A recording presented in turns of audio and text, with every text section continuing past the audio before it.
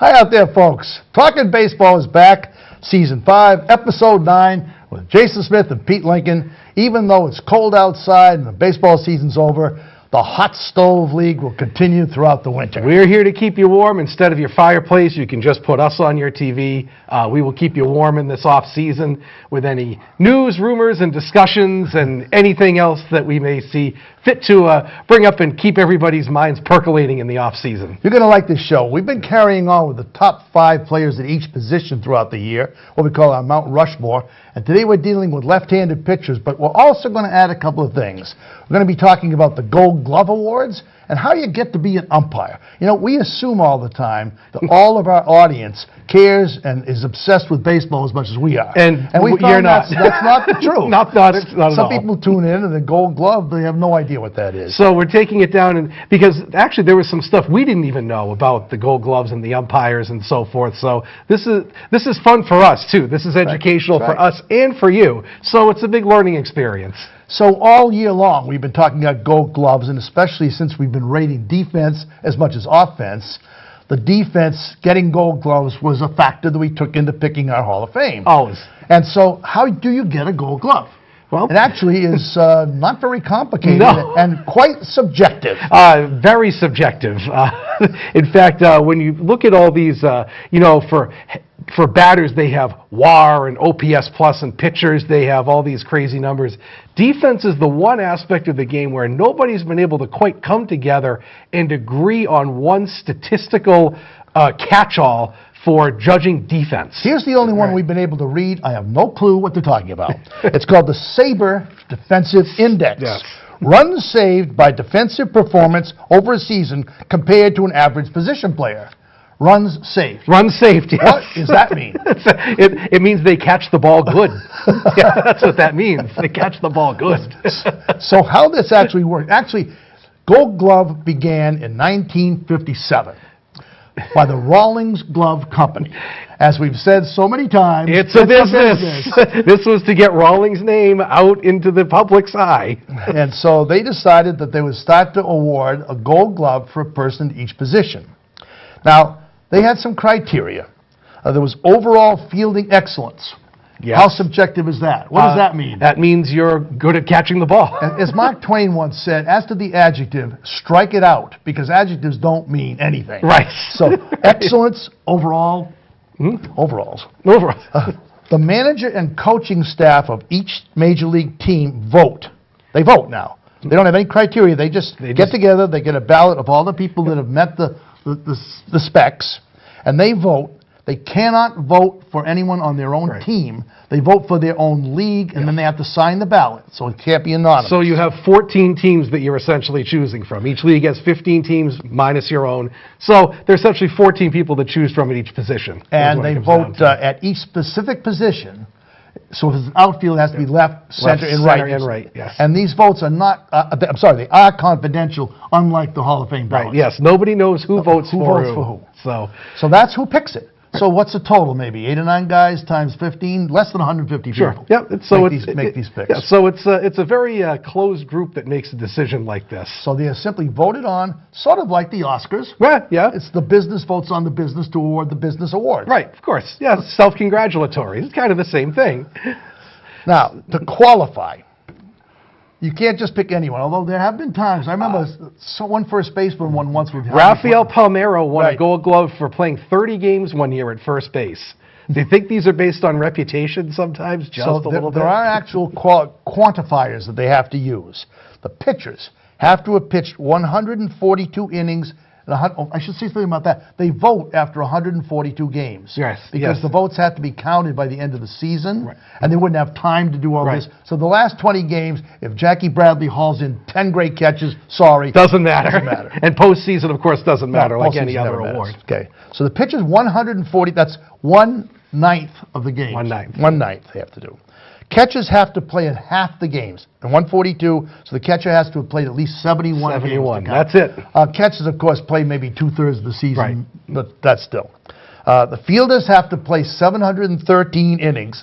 Don't know what that number is. That's based on some percentage. Some arbitrary amount of innings. And it makes sure that only full-time players are considered, so Brock Holt doesn't have a Right, chance. a utility guy like, or who's the other guy? Marisnik from the Astros, That's right. somebody like that I mean, would Brock not Holt qualify. could be a fabulous fielder, but he just doesn't qualify for Right, this. yeah. And you have to have had 713s at a specific position. Yes. 713 innings there. So if an outfielder has played several positions, Doesn't count. he has to have had 7. So that's what it has to be Right. in order to qualify. So this, I said, began in 1957, and there have been 3 guys that have won the most Gold Gloves Yes, all time. and I believe they're all pitchers, aren't they? Brooks Robinson. Oh, Brooks Robinson, that's Greg right, yeah. Maddux won 19 Gold Gloves. Now tell me, he was obviously the best. He saved more runs than anybody else at the position. For 19 straight seasons. consecutive years. And he was good, but was he that good? Jim Cott won yes, for 16 Jim years. Cott, So yeah. as a pitcher in the American League, a pitcher in the National Right. League, when they came to vote, how do you know? Cat looks good. Let's just give it to Say him. the Red Sox play the Angels 7 times a year. Right. They maybe see 7 different pitchers. Who Right. played best? Right. No, or you don't see that pitcher. Okay, say you miss Jim Cott that season. Yes. How do you vote for him? And so what do you think it goes by? Reputation. Reputation, yes. So that's how that happened. Yeah. What they've done now is turn the Gold Gloves into a show. Oh, it's a big production. Everything's yes. now a big production on TV. So on ESPN or Baseball Channel, I think. Yes. They announce they have all this voting take place. Now it has to be done by the end of the season. Right. Carl. So they know way Say ahead who of wins. time. So they pick the top 3 performers.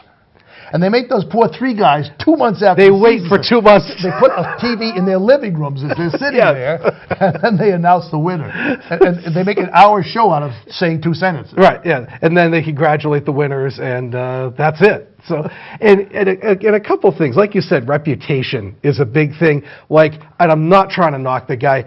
Derek Jeter's last couple of Gold Gloves were ridiculous. The guy had 0 range. Remember he talked about what's the phrase you hear most often in the postseason, Yep. past a diving Jeter? Yep. And so the Palmeiro one is completely reputation. And the other thing is that some people think that defense is just making a great catch. Well, it's not. Like we talked about, there were 4 Red Sox who were finalists this year. The 3 outfielders, Benintendi and Bradley and Betts and Vasquez. Now, Betts was the only one that won a Gold Glove, but I think that's just as much owing to Bradley as it is to Betts, because what Bradley does in center field is he has a huge amount of range. So Benintendi and Betts can kind of cheat over towards the lines, and all those great catches that Betts makes in the corner of right field at Fenway Park, that's partly due to Bradley, because Bradley can cover all that ground that Betts doesn't have to, and Betts can go over and get those things. Think about it. How many hits did you see down the line that got past the outfielders this year? None. Because Betts and Benintendi can cover the lines because Bradley has this huge swath of land that he covers out in center field. So a lot of it is also the people around you. Like, remember the years Dwight Evans was out in right field, they had Tony Armas out in center field. Now, think of the ground that Dwight Evans had to cover with Tony Armas as your center fielder. That's a Gold Glover right there. Right. So, we were talking about it's subjective. And I don't think a lot of the coaches even, say like a batting coach, might not pick up on some of the subtleties of a fielding coach. So you can put some stock in Gold Gloves, but they're not the be-all and end-all of great another fielders. thing, an infielder, the bigger the range, the more likely he is to make errors. Oh, of course. So Of course. He's talking Sure. about Jeter. If he stays there and makes his plays all the time, but the guy that makes the dive and then has to make a hurry Oh, throw to sure. throw it away. Oh, absolutely. Absolutely.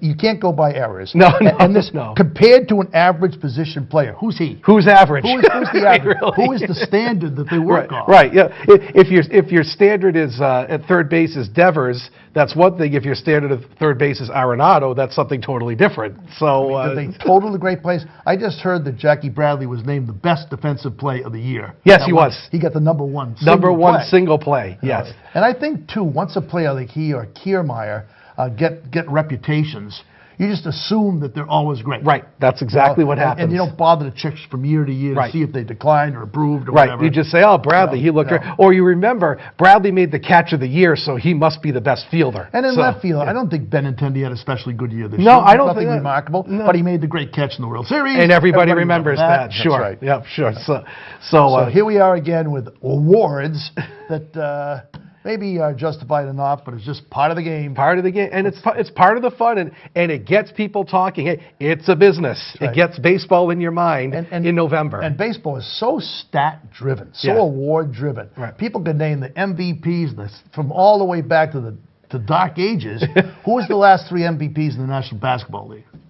National Football League, you know? Right. I suppose maybe aficionados, but awards don't matter the way they do in baseball. No. Baseball is so statistic-driven in every sense, Yeah. and more now with all the amazing amount Oh, of of course. sabermetrics, you know? If you say 755 to a baseball fan, Hank Aaron, everyone knows 750. You say 406 to a baseball fan, right. Ted Williams, everybody knows the stats, the little minutia of the game where, it's a huge game, but we get to these little tiny stats and people remember. That's what it's all about. When Roger Maris broke Ruth's record Yeah. for home runs, it was international news.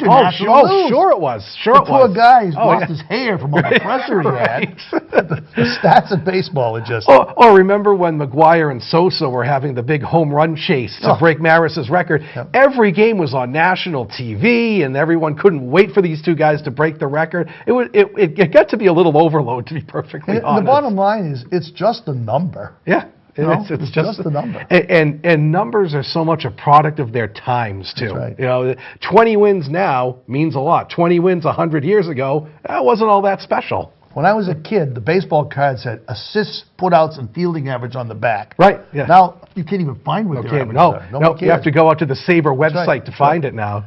Complete games is complete- it's yeah. an extinct Yeah, it quality, really you know? is. So- Yeah, we're going to get into some people who pitch some complete games with these lefties here.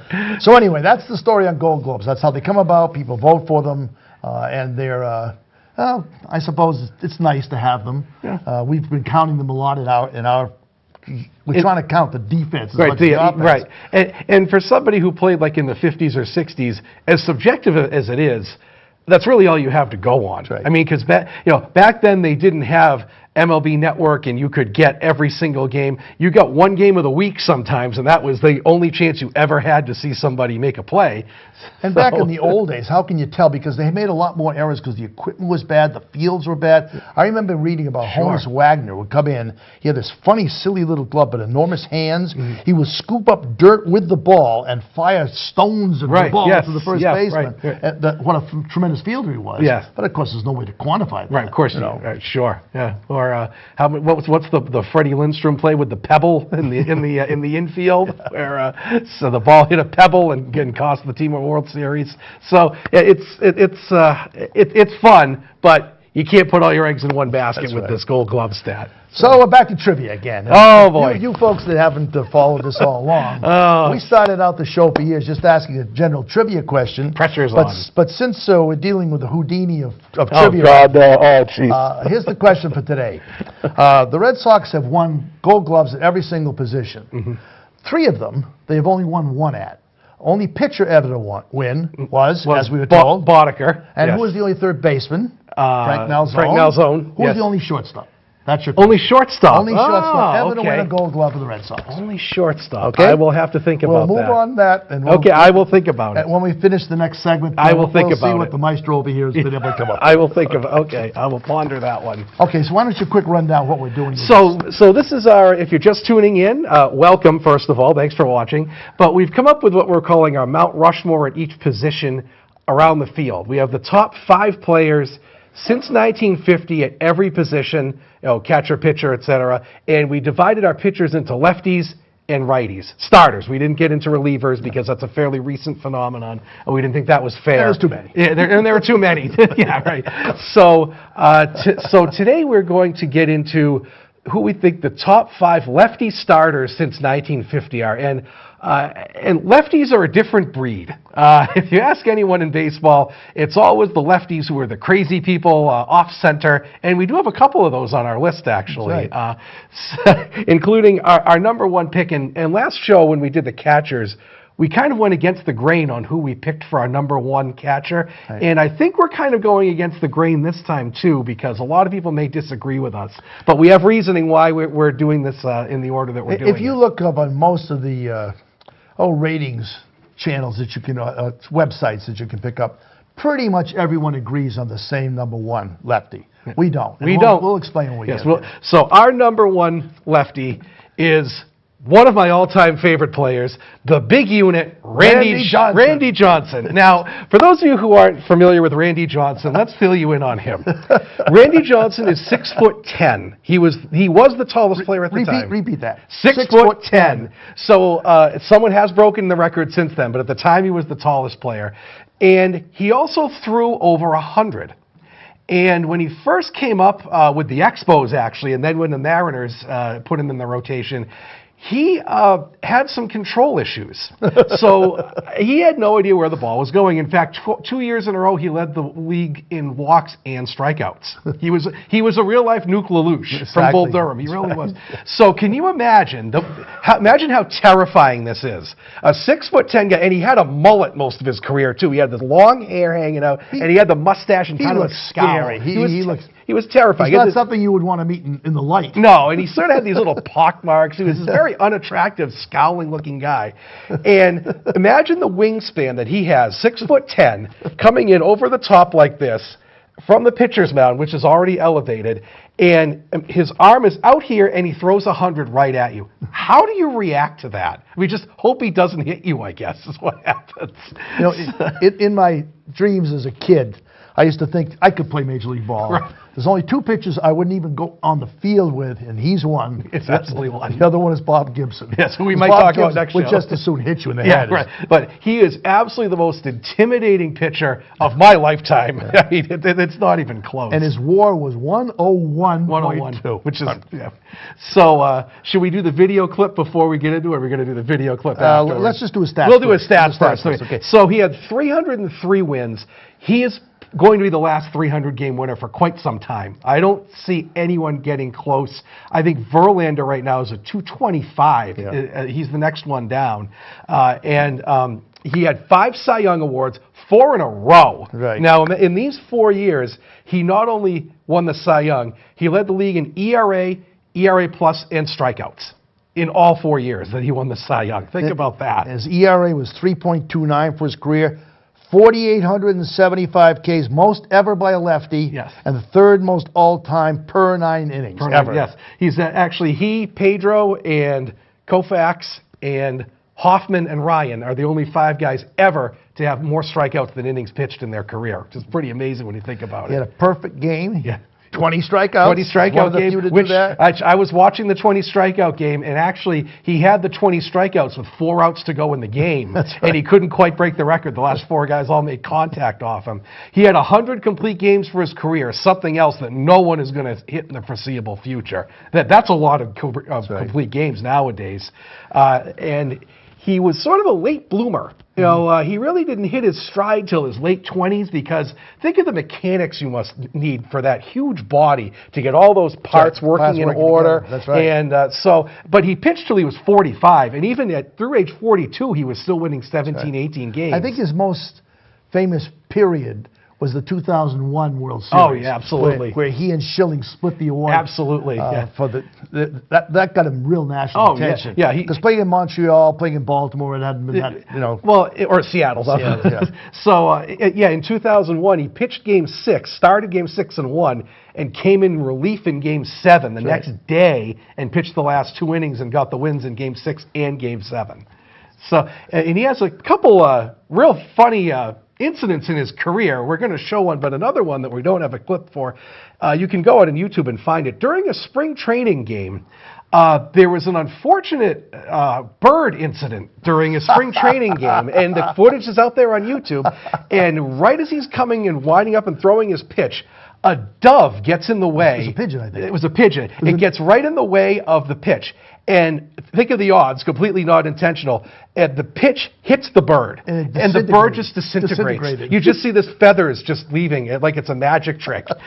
So, 100-mile-an-hour fastball took out a bird during a spring training game. So that's one thing that's memorable. This is a great famous moment. John Kruk was a first baseman for the Phillies, a kind of a rotund, jolly character. Good hitter, 300 Yeah, he was. hitter. He was a good hitter. And he came up in the All-Star game to bat against Johnson. They'd never seen Johnson before. Right. This is before the interleague play happened, so you never saw the other league. And the first pitch to him is behind him, over his head, and probably 131 miles an hour. just watch this. Watch clip. This is good.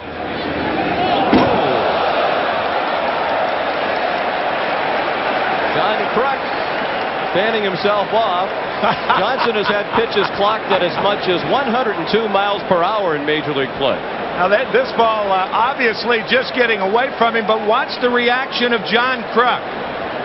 Would you say his heart is palpitating a bit? When the second half resumes on Thursday. Look at the next step.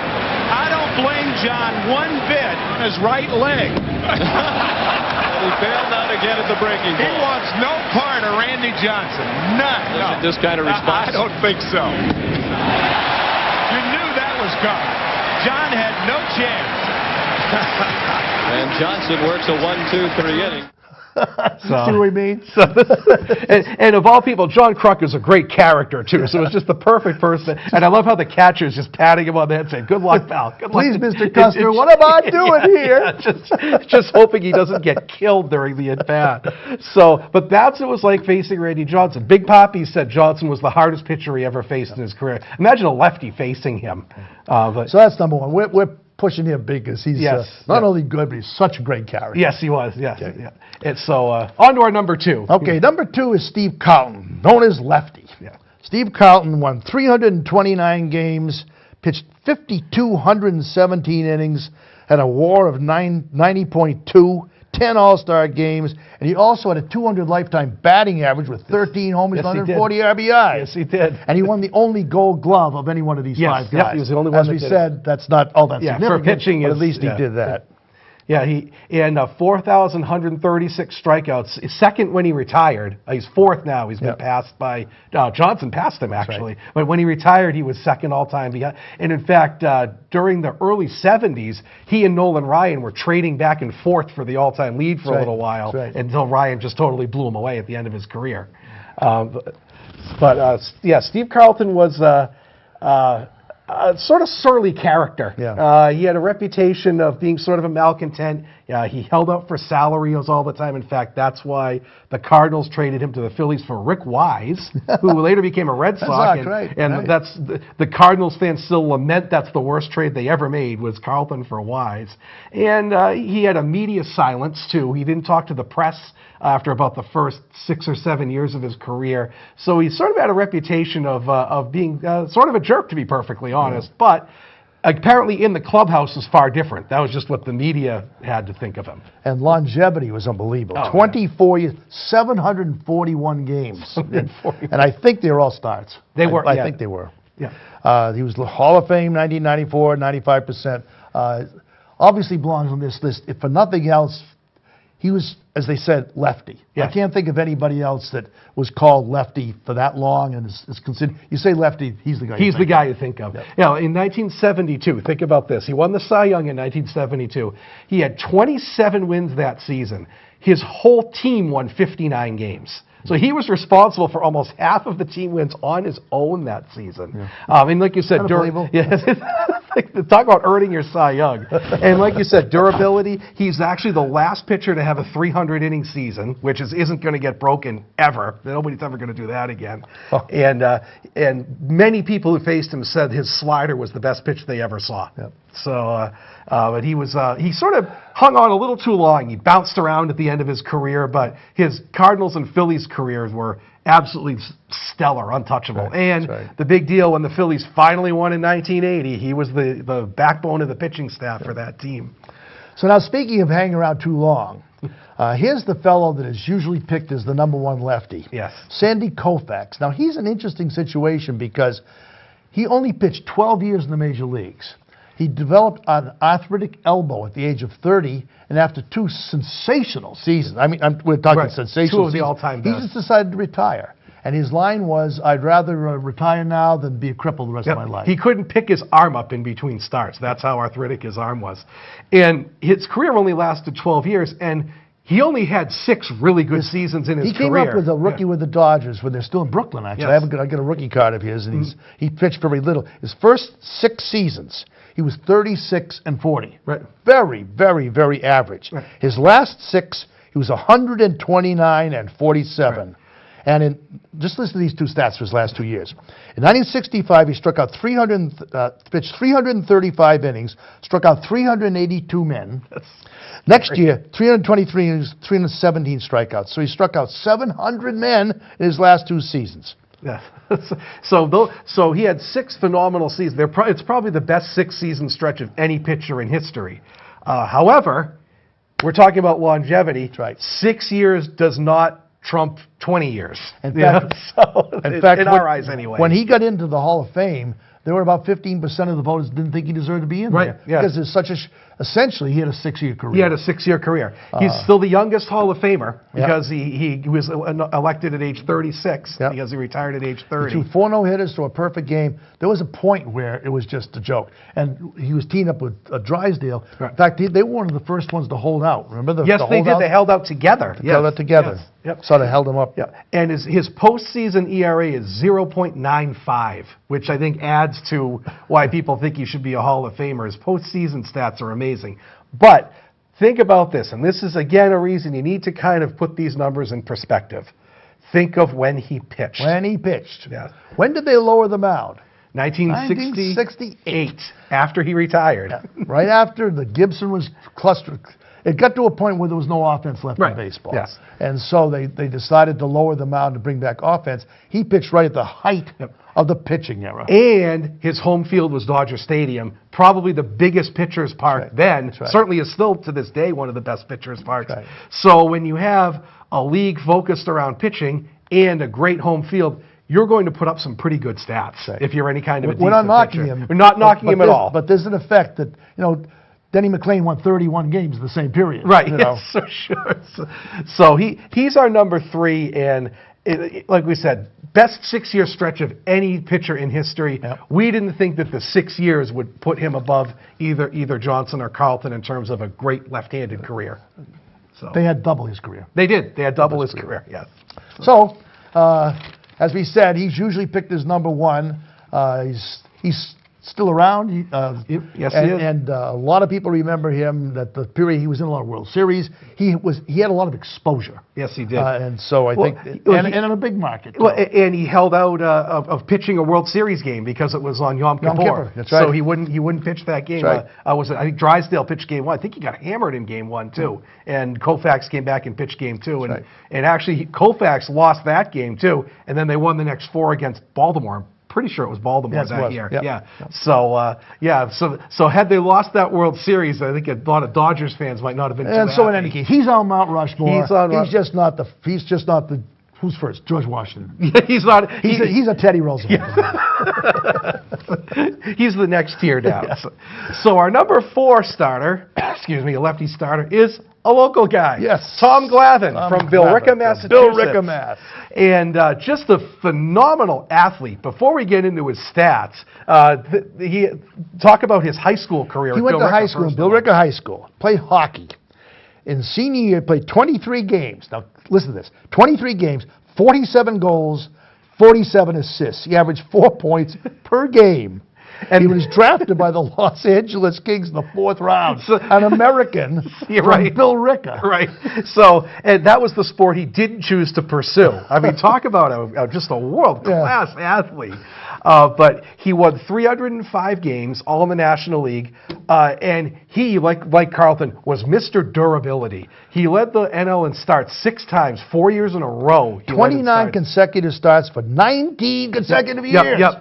29 starts for 19 years in a row. That's ridiculous. And he won 2 Cy Youngs, also had 2 seconds and 2 thirds. So he was just, when you're pitching in the same league as Randy Johnson, you're probably going to come in second. In the past 2 years, the Red Sox have had 1 pitcher over 29 games. Right. Yes. Yep. He won 20 games 3 years in a row. You won't see that anytime soon either. That's going to hold. And forever. he got 4 Silver Sluggers. Yes, he did. His career on base percentage was about .250. So he was not an automatic out. He actually had 200 sacrifice bunts in his career too. So he was no automatic out at the bottom of the order. Again, just an incredible athlete. And as opposed to the first 2 guys, he's not a big guy. No, and he was not a strikeout pitcher like the other guys. Or he was he's the quintessential crafty lefty, as they call it. A lot of soft contact, a lot of keeping you off balance. And What was the line in French Connection? The dandy little southpaw. the dandy little The south, dandy yes, little southpaw, yes, yeah. and that's sort of what he was. But hey, you know what? He was sort of a throwback actually to the days of the 50s when you wouldn't try to strike everybody out. You tried for soft contact. That was sort of what you did to preserve like your a arm. Bill Lee character. He was, yes, like he was, a lot yeah. like that. So and Little more sane. yeah, well, man, he still is a lefty. And something that's really cool is that he never made a relief appearance in his career. Yeah, that weird? It's 682 starts or something like that. Never ever came in out of the bullpen, even in the postseason. It was all And in the starts. postseason, he was the MVP of the '95 World Series, which is the only one the Braves won. Yes, It's the only one. and he sort of led that resurgence. If you remember, in the 80s, the Braves were really terrible. And in 1991, they had this miracle last place to first place season, and that was the year Glavine won the Cy Young Award, and then they got Greg Maddux, and Smoltz came into his own, and they had that sort of great run in the 90s with all those teams that won the divisions, but he sort of led the charge of the Braves becoming a major team again in the National League. And talk about going through a cycle of life playing ball. When he started in 1987, he was the 5th youngest player in the league. When he retired in 2008, he was the 3rd oldest. Yes. So he went from Mr. Rookie to Mr. To Mr. Veteran, yes. And from what I've understood, he's a great guy. Yes, yes. Some of these yeah. other guys are either surly or strange kind of oddball characters. He's a pretty straightforward guy. Most straightforward guy. No, you never hear anything about any kind of holdouts or difficulties. Nothing at all, no. He played with the Braves, the Mets. He went back to the Braves at the end of his career. Last season of his career, and that was the only time he ever went on the disabled list. Was the very last season of his career. So, Mr. Durable, Tom Glavine. There is in fact, if you drive by Billerica High School on 3A, there's Tom Glavine Way that brings you right to the high school. Right. So, and so he's in the let's see, that's the Abraham Lincoln position. yeah, right. Yes, it's the number 4 position. On our Mount Rushmore. So, Now, this last guy, I got to say something about this. I bought my first pack of Bowman baseball cards in 1951. Yes, 51, 51. folks. And the first set I picked up, set I opened up was the 51 Bowmans, which had number 1 card was Whitey Ford. Whitey Ford. He had come up as a rookie in 1950, which is the very beginning of our parameters here, and went 9-1, got drafted, and missed the next couple of years. But he was because Bowman was based in Philadelphia, so they wanted to pick up the New York area. Right. He was number 1 card, so I think of all the baseball cards I've collected for all these many decades, that's Whitey the most Ford memorable. Whitey Ford has such a place in my heart. His boy. nickname was Chairman of the Board. Chairman of the Board. Yes, and he had 236 wins, which doesn't seem like a lot, but keep in mind what Casey Stengel did in the prime of his career. He would hold him back for the better teams. He would save him for, say, the Tigers or the White Sox, the good teams at the time. He probably didn't face the Red Sox all that often because... They never pitched lefties in Fenway. Right. They never pitched lefties at Fenway. For some reason, they didn't think lefties could survive the wall. And the Red Sox weren't great in the 50s and early 60s either, so the Red Sox didn't see him a lot. He's age 91. He's the oldest living Hall of Famer right now, age 91. Right. And he only won 1 Cy Young. But keep in mind, they didn't give the Cy Young in the early part of his career, and in the prime of his career, they only gave 1 out in the majors. That's right. And Koufax was busy winning those in the National that's right. League. They only gave 1 out when they first started doing that. Yep. So, and he's most well known, I think, as the backbone of those great late 50s, very early 60s Yankees teams. Casey Stengel used to say, my managing job is easy. Just Ford pitches a shutout, Mantle hits a homer, and I'm all good to go. That's my team. But he's most well known for being part of the Rat Pack of baseball. Yes. They had quite a little crew there. The Yankees, you couldn't knock them because they won. Right. But Mickey Mantle and Yogi Berra and Billy Martin, as long as he was still with them, and Ford would go out in the town all the time. The carousers. And they were sort of like the Sinatra crew. They go out and raise hell. I remember Mickey Mantle said once, if I knew I was going to live this long, I would have taken better care of myself. Right. And Ford was one of them. He was. He has the record to this day, 10 wins in the World Series. Still a record. Nobody's ever beaten that. And he has the second lowest ERA of any pitcher in the live ball era ever. 2.75. Kershaw's the only one that's lower. Whether that sustains, we'll see. We'll see. And actually, Koufax was third lowest, as I found out. That's right. But his career is 2.75. Think about that. Even if you pitched in the pitching era, that's a pretty amazing earned run average. He was crafty in a lot of ways. Yes. Since he retired, a lot of stories, he's told a lot of stories. Yes, right. He used to wear a wedding ring that he'd file down on one side, Right. and he'd take a ball. This is before they had quite the They didn't have TV cameras. No, or anything like that. So he'd take and rub the ball and cut the ball. Yeah. So that it would be when you could throw a curve that would break unusually well. sort of go this snap way, around yes. this way. And finally, I think someone on his team was traded and gave Yes, it away. someone so ratted on they him. traded tactics. Yogi Berra used to sharpen one of his shin guard It buckles. would rub the And ball against the shin. Another trick he had was when he caught the ball, he'd lean on it to get up and get mud on it. And he'd so he'd and throw it back and have get a mud ball So that was all coming kinds in. of little tricks. That was big. A lot of pitchers back then. The Negroes and Gaylord Perry. Gaylord Perry did, figure yeah, out sure, ways yeah. to manipulate the ball. Now, if a ball comes in and skips in, they throw it out. Oh, they throw it out. They You go can't- through couldn't dozens do and that dozens now. of balls in the game. Back in the day, they just kept playing with the same one till the cover came off. And like you said, the same with Sandy Koufax. He got a lot of coverage. He was from New York, big market team. They were the big team at the time, and he was part of the big four pitchers that they had at the time with was it Reynolds and Lopat and Rashi and Ford were the big four for the Yankees at the time. Yeah, year in and year out would carry the Yankees to a pennant.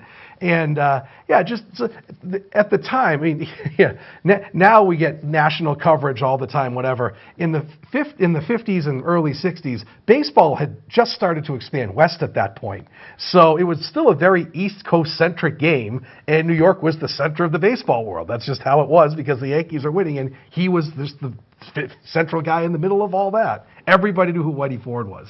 And it's hard for us in our media-driven age today to understand.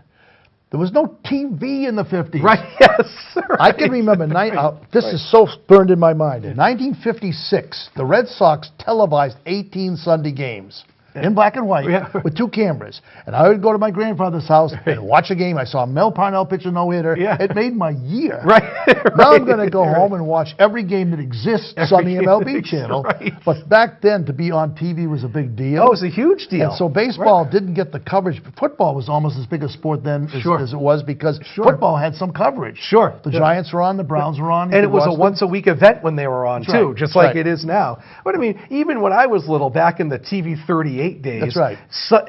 Every Sunday was on, and most Fridays were on, and past that, it was a crapshoot. They didn't even show half the games on regular TV. You had to either watch it on the radio, or then Nesson became the satellite, and now Nesson owns everything. But it was a big deal when Nesson came in as a satellite thing, and you could actually watch those games. So the point I'm making was the teams of lesser import you never saw. Right. You never saw. You never saw the Browns or the A's. The Browns. Who were the Browns? The Senators. You never saw them. You saw the big market teams. Sure. They would have a game of the week. Right. And there was some local coverage. Most teams did not have TV coverage. Right. And that's how they fund themselves now. Right. But so we are wrapping up our Mount Rushmore right here. So here's the certificate now. These are the top 5. These are the 5 people that made it, right? Randy Johnson, Steve Carlton, Sandy Koufax, Tom Glavine, and Whitey Ford, the chairman of the board. And there were a couple honorable mentions. Carl Hubble certainly got some consideration. No, he's way too early. Yeah. Oh, he is. Early. Yeah, that's right. He's way too early. Kershaw may end up on here someday. You never know the way his career is going. Jim Catt, Tommy John, Vita Blue were all great lefties, but this was a pretty clear-cut top 5, I think. Okay. This was head and shoulders above everyone else. Which takes us through 9 of the 10 positions. Yes, one left to go. With right-handed starters. Right-handed starters. So that will be difficult our to get next down show, to 5. last show of this particular season will be right-handed starters, and there are some buttes. Oh, yes. Yeah. That making those picks is going to be difficult. That's going to be a real tough one.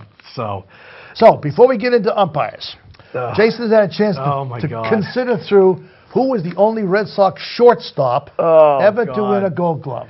Oh, God. I will give you hints if you can't come up with it. Oh, God. I want to say, I have no idea why this is sticking in my mind. I want to say Jody Reed did it, but I don't think that's right. No. He did not score in the 78 playoff game when he should have. Oh, it was Burleson. Of go. course, Burleson. I should have known that right away. Just a little I should have hint. known that right away. Rick Burleson. Yes, the rooster. Whose picture is a little tipped here. Yes, there he is. There we There's go. Rick There Burleson. he straightens There right he up. is. I should have known that. Actually, he crossed my mind, and I don't know why I didn't go with him. Rick Burleson. Rick Burleson, the rooster. The rooster, who went on to play with the Angels, I think, after that. Yes. I've never seen a player like he did. would throw as hard as he possibly could on every single play.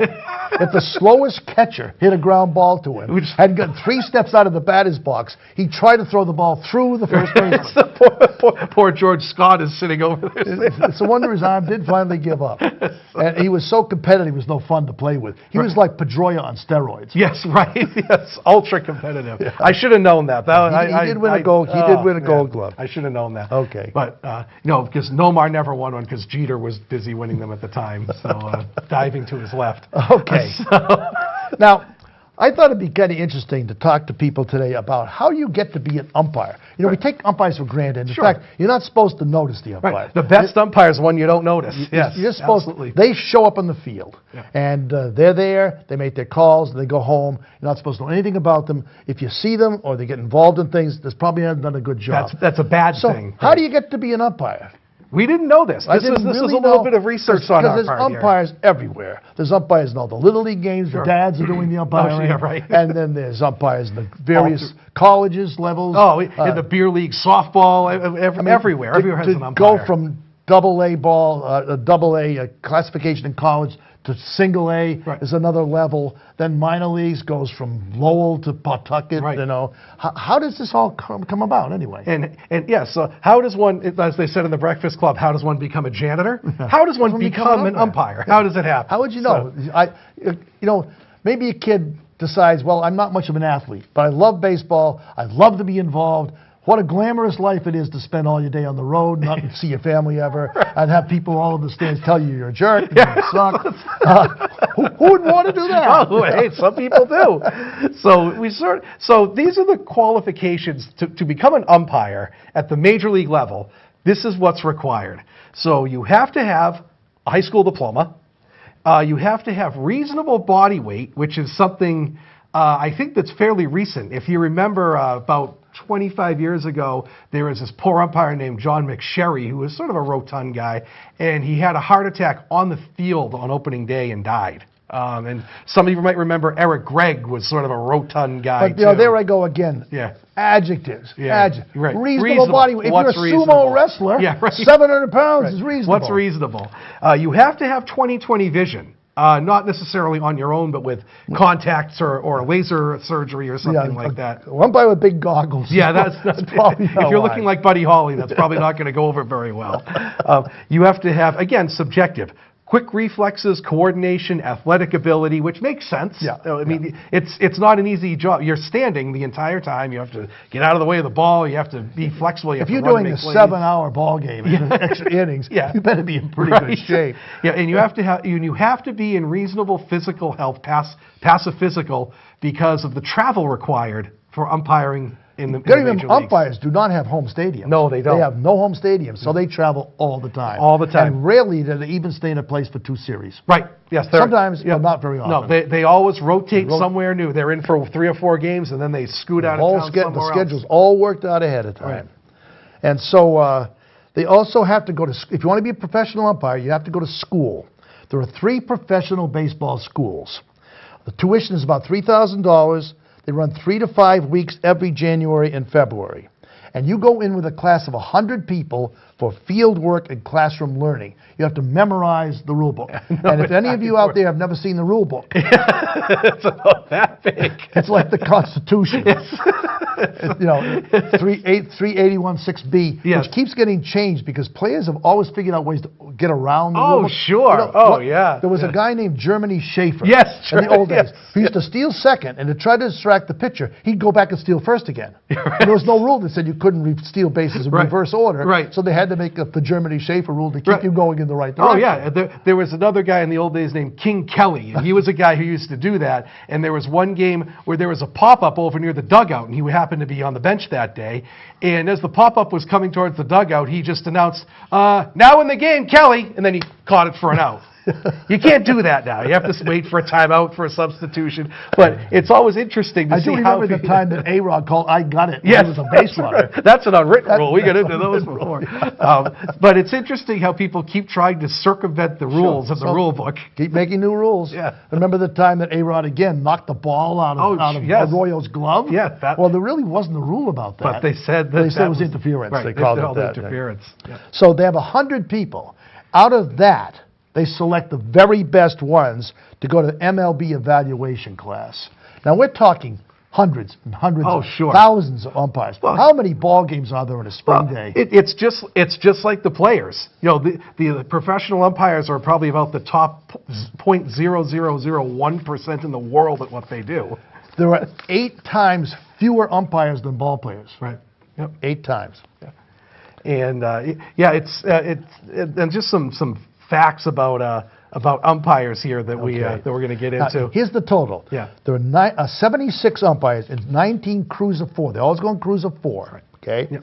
There's 2 national rovers. These are for both leagues. They used to have American League umpires and National League right, umpires. now they're combined. And it doesn't matter. At the time, with only 8 teams, there'd be only 4 games. I knew most of the umpires Sure. by name. Oh, sure. I remember Yeah. Bill Summers was from someplace in the Western Mass. No, Upton, Mass, I think. Right, yeah. And everybody knew him. Right, You know, yeah. talked to him during the game. Sure. But not any longer. But that's all there are. There are also 16 AAA umpires that can be both AAA and Major League umpires. They come in when umps are on So vacation there's or a total something. of 92 umpires. That's it, 92. Most of them have been 8 to 12 years previously in the minor leagues. Not always. Right. As we're going to talk about Steve Palermo in a while. He Yes. came up at the age of 28. He did, yes. So you might wonder what the umpires get paid. This is really interesting. The very rookie umpires that come to the major leagues get $120,000 a year, and the very senior umps get $350,000 a year. Now, that's half of what a rookie ball player makes. That's right. Half. And it sounds like a lot of money, but it's really not. Because, think about it, you are working from day 1 of spring training until the day the World Series ends. That's a long You time. have an 8-month job to do. Spring training starts in February. The other one can end in November. Right. Maybe you get a couple months off. Maybe that's it. So that's a long time. But that salary they make sounds like a lot. It's not. It's a lot. not, because listen here. They travel commercial first class. They do not travel with the teams. Right. Travel first class, well, big deal. The crews usually travel together, but they don't have to. They receive $340 per diem. Wow. Gee. If I got $340, I could go to Howard Johnson's and eat well. Right. Right. That money has to cover their hotel, their rental car, Right. their meals, their tips, their telephone, all their expenses for Everything. a day. Everything. They usually go in the hole on it. Yeah, right. Or yeah. they'll share cars. Or Sure, something. right. Umpires do not live assumptions. No, they do They're not. not in it for the bucks. No, they're not. And so there's sort of a hierarchy on each of these 4-person crews. There's a crew chief. Usually it's the most senior member, but not always. And this is the person who is in charge of overseeing major decisions, sort of rain delays, rainouts, game times, ejections, substitutions during the game, and is in charge of protests, which the Red Sox had a sort of a protest game this year, which was interesting. And so the crew chief sort of oversees all that stuff. And so this is the thing that makes it difficult. Yeah. Generally, there's 1 opening for a new position per year. Per the year. turnover is incredibly slow, and there's no age limit. No, There's not at all. there's age limits for a lot of things, Right. but there's no age limit. So I know there are many umpires that work into their 70s. Oh, absolutely, absolutely. How so- long was Bill Clem around? He was around into his 70s. So in order to get, hopefully, to move up the road, it's difficult. There was an umpire named Beto Pappas from Lunenburg, ran the Lakeview down there, and he made it to AAA, but he never was able to make it in the Major League. Really? Oh, wow, Yeah, AAA. yeah. So close. And so they get 4 weeks paid vacation per year. You can take 3 at one time, 3 out of the 4, and have to take a week separate. But all these vacations have to be approved before the start of the season. So as we said, the other umpires can rotate in and cover for you while you were on vacation. So if you don't get your 3 weeks in soon, you're out of luck. If your kid's getting married, You better know that wedding date way ahead of time. umpires have their own video system, and they review game calls on their own. They don't go to the regular networks. Right. They have their own system. Right. Usually, and I'm sure you've noticed, these umpires rotate every game. So the home plate umpire, the next game will be at third, will be at second, will be at first, and so forth. And they rotate around the field. And of course, during the playoffs, you get the left and right field umpires too. So you don't get the same guys behind home plate or at the same position all the And time. the All-Star games and postseason play is supposedly picked on merit. Yeah, I don't believe that. I don't believe that at all. Run a little late here. So we picked out 5 umpires of note just to mention. Yeah, just so there's one right now that's still umpiring, very colorful character, Cowboy Joe West, who this coming season actually will be the most tenured umpire in Major League history. He's going to join Bill Clem. He's been an ump for over 40 years now, and he is quite the character. He's sort of a pudgy guy, and he likes to be in charge, let's say. And he also has recorded a couple country western albums. He's actually a very good country He's a singer. musician. Yes. So, Number 2 is a sad story. Steve Palermo. Steve Palermo was from Worcester.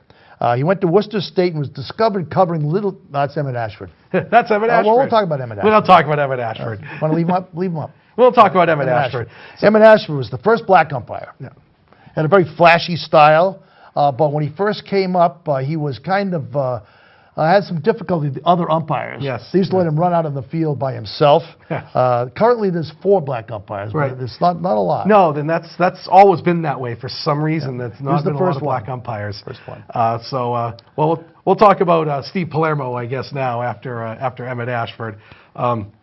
Steve Palermo was another local guy from Worcester. Went to Worcester State and joined the big leagues at age 28. An incredibly young umpire.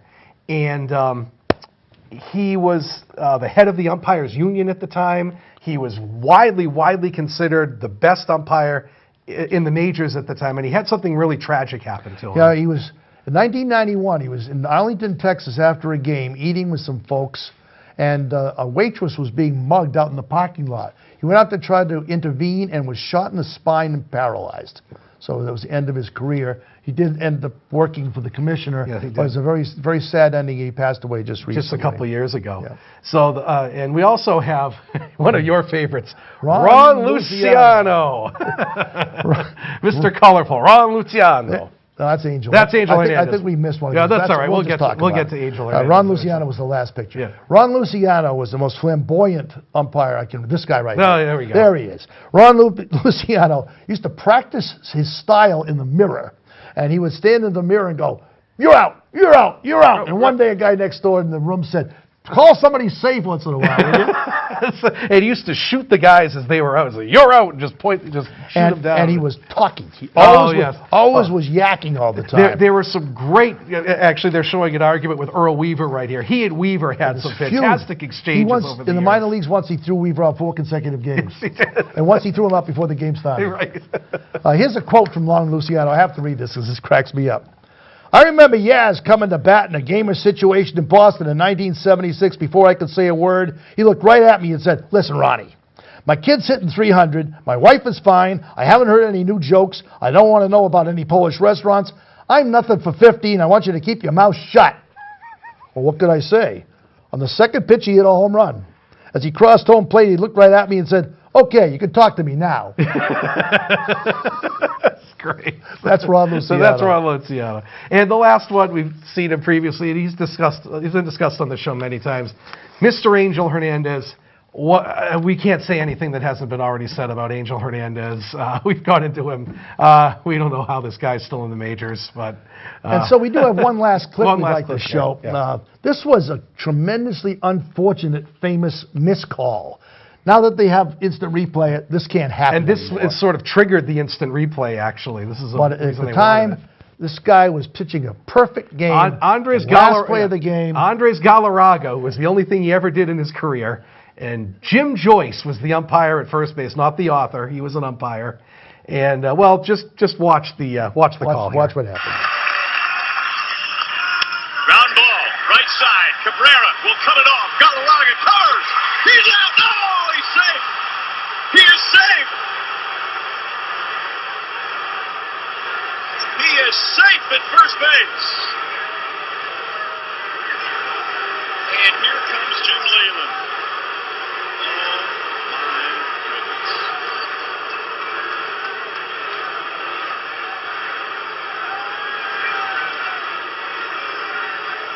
Jim Joyce said he was safe at first base. You make the call. Cabrera, Galarraga. Did he miss the base? He's out. Why is he safe? He must have missed the base. Are you kidding me? Why is he safe? You see right here. Why is he safe? Oh my goodness, Jim Joyce, no! Jeez Louise. Oh my. There you go. So poor Galarraga Armando Galarraga lost his perfect game on that call. And to his credit, Jim Joyce, who's a very good umpire by all accounts, he was in tears after the game. He said, "Oh, I blew it for this kid. He should be have a plaque in the Hall of Fame. That's on me. It's my fault." And also, to his credit, Galarraga was very sort of, hey, it happens. He And blew the call, interestingly about that, he became more famous for not getting the perfect game He really than he did. did for getting the He perfect really because they did. show it over and over and over again. He really did. And it's one of the real impetuses to finally put in instant replay all the way Right. around. So sometimes, like Armando, you're famous for not what you do rather than what you do. So that takes the end of this show. I hope you all enjoyed reading about Gold Gloves. And lefties and umpires. And before we sign off, we've got a couple behind-the-scenes people we'd like to give a little nod out to, a little shout-out to. Deb Lincoln, that does all the backstage work with getting the pictures together. Yes. And especially our noble telecaster and puts up with machinery breaking down in the middle of the shows, keeps a smiling face, keeps us all happy, does a great job. Joe McLaughlin, thank you, folks. Thank you, guys. It's really great. And we'll see you all We'll see you to wrap up this season Last next season with the episode. right-handed pitchers. Take care.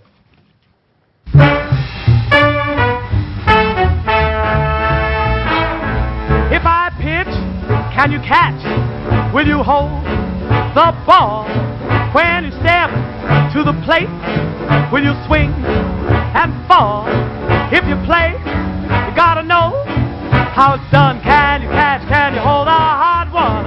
I mean, baby, do you know the game?